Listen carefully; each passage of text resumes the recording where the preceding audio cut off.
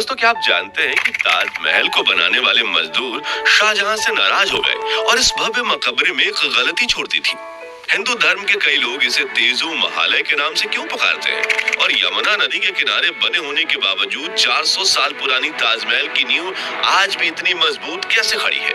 आज के इस वीडियो में हम दुनिया में प्यार के प्रतीक ताजमहल से जुड़े कुछ ऐसे ही दिलचस्प रहस्य से पर्दा उठाएंगे जिनके बारे में जानकर आपके रोंगटे खड़े हो जाएंगे। तो पूरा वीडियो जरूर देखिएगा। दोस्तों, जनवरी 1632 में ताजमहल का निर्माण कार्य शुरू हुआ। वर्ष 1653 में ये पूरी तरह से बनकर तैयार हो गया था। कहा जाता है कि ताजमहल बनाने में शाहजहां ने उस वक्त के 400 करोड़ रुपए खर्च किए थे, जिससे उनके शाही खजानों के भंडार खाली हो गए थे। वहीं इस खूबसूरत इमारत को बनाने में 20,000 मजदूरों ने 21 साल तक दिन रात काम किया था। कई पुरातत्व विशेषज्ञों ने ताजमहल पर काफी शोध की है और उनका मानना है कि ताजमहल जितना ऊंचा है, धरती के अंदर उतनी ही गहराई तक बनाया गया है। और ताजमहल के नीचे दर्जनों गुप्त कमरे हैं, जिनके साथ कई ऐसे रास्ते बने हुए हैं जहां से होते हुए शाहजहां किले से बाहर निकलते थे। लेकिन ताजमहल के रहस्यमयी तहखानों की तरह उन रास्तों को भी शाहजहां के समय से ही बंद करवा दिया गया था। साथ ही इस भव्य अजूबे में 22 ऐसे कमरे हैं जिन्हें जानबूझकर बंद कर दिया गया है। तो उन कमरों के पीछे क्या है? क्या ताजमहल हिंदू मंदिर के तर्ज पर बनाया गया है? और क्यों मुमताज महल को 3 बार दफनाया गया था? और जानेंगे ताजमहल बनाने वाले 20,000 मजदूरों के हाथ काटने के आदेश के पीछे की कहानी क्या है। इन सभी पहेलियों को सुलझाने से पहले आइए इतिहास के पन्नों में दर्ज ताजमहल बनाने के पीछे की कहानी जानते हैं। तो कहा जाता है कि 16वीं सदी में मुगल शासक शाहजहां ने अपनी बीवी मुमताज महल से बेपनाह प्यार किया। मुमताज न सिर्फ बला की खूबसूरत थी, बल्कि वो शाहजहां को भी राजपाट से लेकर सभी महत्वपूर्ण निर्णय लेने में सहायता करती थी। लेकिन जून 1931 में जब शाहजहां को गद्दी पर बैठे 4 साल भी पूरे नहीं हुए थे, तब अपने 14वीं संतान को जन्म देते वक्त मुमताज की तबीयत काफी बिगड़ गई थी और उनकी प्रसव पीड़ा करीब 30 घंटे तक चली। इसी दौरान शाहजहां ने अखंड भारत में मौजूद सभी डॉक्टर्स और हकीमों को मुमताज का इलाज करने के लिए बुलाया और दुआओं के लिए गरीबों में पैसे बांटे। लेकिन 17 जून 1931 के दिन मुमताज महल ने इस दुनिया को हमेशा हमेशा के लिए अलविदा कह दिया। शाहजहां के बारे में लिखने वाले बताते हैं कि उन पर अपनी प्रिय बीवी की मौत का काफी बुरा असर हुआ और पूरे 1 हफ्ते तक ना वो अपने कक्ष से बाहर आए और ना ही उन्होंने राजपाट के किसी काम में हिस्सा लिया। उन्होंने संगीत सुनना, गाना और अच्छे कपड़े पहनना सब कुछ छोड़ दिया। अगले 2 सालों तक उसके बाद हर बुधवार को जिस दिन मुमताज का निधन हुआ था, उन्होंने सिर्फ सफेद कपड़े ही पहने। लगातार रोने की वजह से उनकी आंखें कमजोर हो गईं और उन्हें चश्मा पहनने के लिए मजबूर होना पड़ा। मुमताज के लिए उनका बेपनाह प्यार इतना सच्चा था कि वो दुख, दर्द और पीड़ा में शारीरिक रूप से भी कमजोर होने लगे। उदाहरण के रूप में इस घटना से पहले उनकी दाढ़ी और मूंछों में इक्का दुक्का ही सफेद बाल हुआ करते थे, जिन्हें वो अपने हाथ से तोड़-तोड़ कर फेंक देते थे। लेकिन कुछ दिनों के भीतर उनकी 1/3 दाढ़ी सफेद हो गई। इस समय उन्होंने राजगद्दी छोड़ने का भी मन बना लिया। फिर उन्होंने ये सोचकर ऐसा नहीं किया कि बादशाहत एक पवित्र जिम्मेदारी है जिसे निजी परेशानी के कारण नहीं छोड़ा जा सकता। साथ ही उन्हें अपनी बेगम मुमताज की आखिरी इच्छा भी पूरी करनी थी। दरअसल मरने से पहले मुमताज ने शाहजहां से कहा था कि उन्होंने अपने सपने में एक ऐसा सुंदर महल और बाग देखा है जैसा इस दुनिया में कहीं नहीं।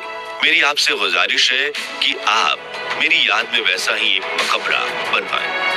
इसके लिए शाहजहां ऐसी जमीन ढूंढने लगे जो आगरा शहर से दूर शांत इलाके में हो। साथ ही ये जमीन यमुना नदी के पास हो ताकि इसके आसपास के बगीचों में सिंचाई के लिए कभी पानी की कमी ना हो और ये ताजमहल इतना बड़ा हो कि वो शाहजहां के आगरा के किले से दिखाई दे सके। इन सभी मापदंडों पर खरी उतरने वाली 42 एकड़ की जमीन चुनी गई और ताजमहल का नक्शा बनाया गया, जो कि 1560 के दशक में दिल्ली में बने हुमायूं के मकबरे की तर्ज पर बना था, जिससे बाद में जनवरी 1932 में ताजमहल का निर्माण कार्य शुरू किया गया, जिसके लिए सबसे पहले उस इलाके की जमीन को साफ किया गया और हजारों मजदूरों को अत्यंत गहरी नींव खोदने के काम पर लगाया गया।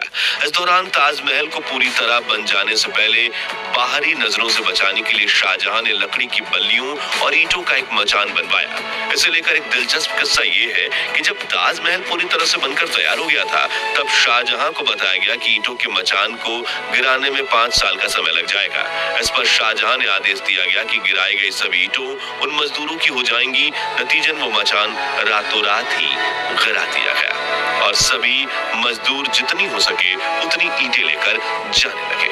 खैर, अब मुख्य कहानी पर वापस आए तो चूंकि ताजमहल यमुना नदी के किनारे बनाया जा रहा था, ऐसे में उसमें सीलन आने और नींव समय के साथ कमजोर होना तय थी।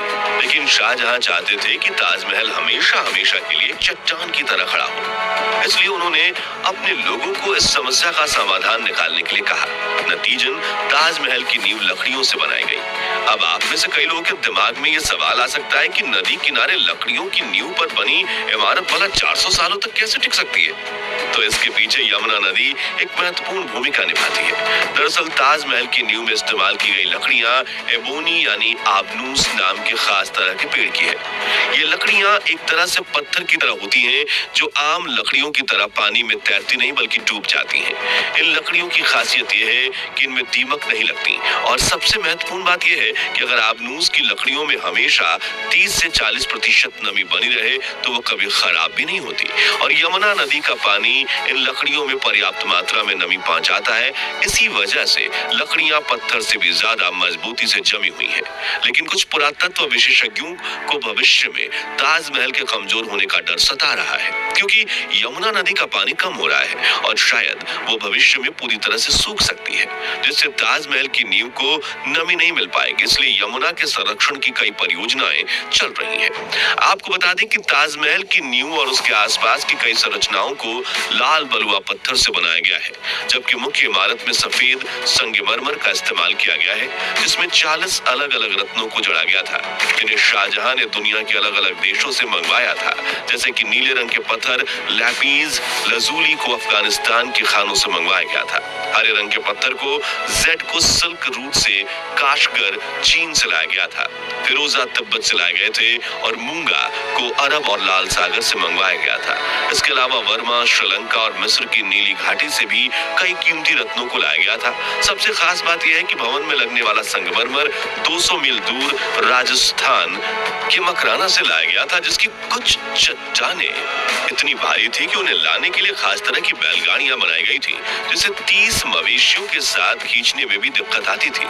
इसी सफेद संगमरमर की बदौलत ताजमहल अपना रंग भी बदलता है। जी हाँ, दिन के अलग अलग पहर के हिसाब से ताजमहल भी अपना रंग बदलता है। सुबह देखने पर ताजमहल गुलाबी दिखता है, शाम को दूधिया सफेद और चांदनी रात में सुनहरा दिखता है। ऐसा सफेद संगमरमर पर सूरज और चांद की रोशनी पड़ने के कारण होता है। दोस्तों, ताजमहल में नदी के तट वाले भाग में संगमरमर की नींव के ठीक नीचे लाल पत्थर से बने 22 कमरे हैं, लेकिन भारत के पुरातत्व विभाग ने इन कमरों पर ताले लगा दिए हैं। कोई नहीं जानता कि इनमें क्या है। कहा जाता है कि इन 22 कमरों की दीवारों और छतों पर हिंदू देवी देवताओं के चित्र बने हुए हैं और इनके बीच से एक 33 फीट लंबा गलियारा है, जिसके दोनों सिरों में ईंटों के ऐसे दरवाजे बना दिए गए हैं जैसे वो दीवार की तरह प्रतीत हों और पर्यटकों का ध्यान उन कमरों पर न जाए। बताया जाता है कि सन 1934 में दिल्ली के एक निवासी ने दीवार में मौजूद एक छेद के जरिए ताजमहल के तहखाने के अंदर जो कमरे थे उसमें झांक कर देखा तो वो हक्का बक्का रह गया, क्योंकि उसे उन कमरों के स्तंभ पर भगवान शिव और कई हिंदू देवी देवताओं की तस्वीरें भी दिखी। साथ ही उस कमरे में बने विशाल काय रोशनदान भी दिखे, जो उस वक्त बड़े हिंदू मंदिरों में बनाए जाते थे। ये नजारा देखने वाले आदमी के मुताबिक उन रोशनदानों को संगमरमर के पत्थर से ढका गया है, जिसे देखकर लगता है कि किसी ने वहाँ हिंदू मूल को छुपाने का पूरा प्रयास किया था। वहाँ स्थानीय लोगों का ये भी मानना है कि ताजमहल पहले भगवान शिव का भव्य मंदिर था, जो तेजो महालय नाम से प्रसिद्ध था और उसकी छत से टपकने वाला पानी शिव जी के शिवलिंग पर बूंद बूंद करके टपकता था। इस मंदिर को समुद्रगुप्त ने बनवाया था, लेकिन फिर मुगलों ने भारत पर कब्जा किया और करीब 36,000 हिंदू मंदिर तबाह कर दिए और कुछ मंदिरों में कुछ थोड़ी बहुत फेर बदल करके उन्हें अपने धार्मिक स्थलों में बदल दिया और ताजमहल को भी उन्हीं में से एक माना जाता है। लेकिन इन बातों में कितनी सच्चाई है वो कह पाना मुश्किल है। ताजमहल निर्माण से जुड़ी एक कहानी ये भी है कि जब शाहजहां ने सभी मजदूरों के हाथ काटे जाने की घोषणा की ताकि वो कोई और ऐसी इमारत न बना सके, तो मजदूरों ने इसकी छत पर एक छेद छोड़ दिया ताकि शाहजहां का खूबसूरत सपना पूरा ना हो सके। जबकि कुछ लोग ये भी मानते हैं कि शाहजहां अपनी बीवी मुमताज के लिए सफेद ताजमहल बनवाने के बाद खुद के लिए काला ताजमहल बनवाना चाहते थे, लेकिन जब उनके बेटे औरंगजेब ने उन्हें कैद कर लिया तो उनका ये सपना हमेशा के लिए अधूरा रह गया। ताजमहल की चारों तरफ 130 फीट ऊंचे 4 स्तंभ बने हुए हैं और जब आप इन्हें दूर से देखेंगे तो पाएंगे कि ये मीनारें 90 डिग्री पर नहीं खड़ी हैं, बल्कि थोड़ी सी बाहर की तरफ झुकी है। ऐसा इसलिए क्योंकि अगर कभी तीव्रता से भूकंप आए तो ये मीनारें टूटकर बाहर की तरफ गिर जाएंगी और मुख्य इमारत को खरूज तक नहीं आएगी, जो इसे प्राचीन आर्किटेक्चर का बेहतरीन नमूना बनाता है। इतिहासकार बताते हैं कि उस समय मुमताज महल को 3 बार दफनाया गया था। उन्हें सबसे पहले बुहारनपुर में तापी नदी के किनारे एक बाग में दफनाया गया। 6 महीने बाद उनके पार्थिव शरीर को वहां से निकालकर 15 वर्षीय शहजादे शाह शुजा की देखरेख में आगरा लाया गया, जहां 8 जनवरी 1632 को उन्हें यमुना के किनारे दोबारा दफनाया गया, जिसके बाद आखिर में उन्हें ताजमहल में दफनाया गया। आज ताजमहल को दुनिया का 7वां अजूबा और प्यार का प्रतीक कहा जाता है, जहां दुनिया भर से हर साल 70 से 80 लाख टूरिस्ट आते हैं और ताजमहल की खूबसूरती देख मंत्रमुग्ध हो जाते हैं। दोस्तों, अगर आपको ताजमहल से जुड़ी अनकही अनसुनी कहानी पसंद आई तो कमेंट बॉक्स में बताइए कि आप कभी ताजमहल देखने गए हैं या कब जाने वाले हैं। साथ ही वीडियो को लाइक और शेयर करके 11,000 लाइक्स के लक्ष्य को हासिल करने में हमारी मदद कीजिए और ऐसी ही दिलचस्प वीडियोस देखते रहने के लिए इस चैनल को सब्सक्राइब करके पास वाली घंटी जरूर बजा दीजिए। धन्यवाद।